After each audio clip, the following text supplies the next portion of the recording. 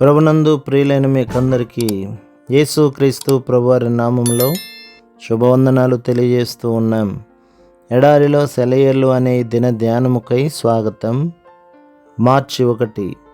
దేవుని క్రియలను ధ్యానించుము. ఆయన వంకరగా చేసిన దానిని ఎవడు చక్కపరచును?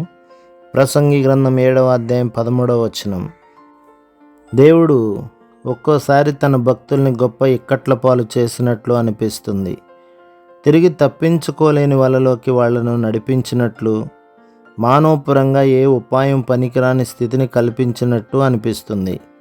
దేవుని సంఘమే వాళ్ళను అక్కడికి నడిపించినట్టు ఉంటుంది. ఒకవేళ నువ్వు ఇప్పుడు అలాంటి స్థితిలో ఉన్నావేమో.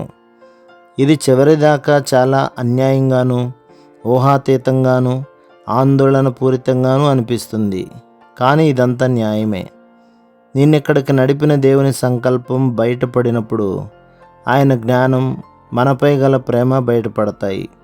ఆయనకున్న అపార శక్తి, కృప వెల్లడి కావడానికి ఇలాంటి పరిస్థితి ఒక వేదిక.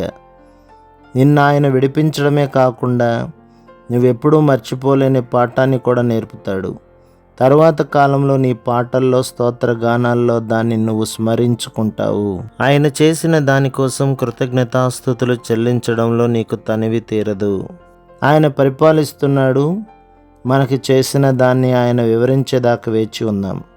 నాకు తబ్బిబ్బుగా ఉంది, కానీ ప్రభువు నీకు స్పష్టమే. ఒకరోజు ఇదంతా వివరించి చెప్తావు. అంతదాకా ఈ వంకర బాటే నిన్ను హత్తుకునే మార్గమయ్యింది.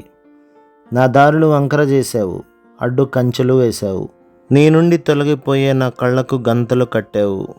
నన్ను విధేయుడిగా చేయాలని, ఇహలోకపు ఆశల నుండి మళ్ళీ నిన్నే ప్రేమించాలని.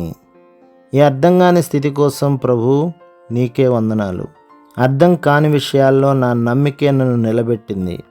ఆ శోధన ఇవ్వడానికి నన్ను యోగ్యుడిగా ఎంచావు. నీ సన్నిధిని ఆ శోధనలో నీ చేత్తో నాకు పంచావు. ప్రభు మిమ్మును, మీ కుటుంబములను, మీ సంఘములను దీవించి ఆశీర్వదించునుగాక. ఆమెన్.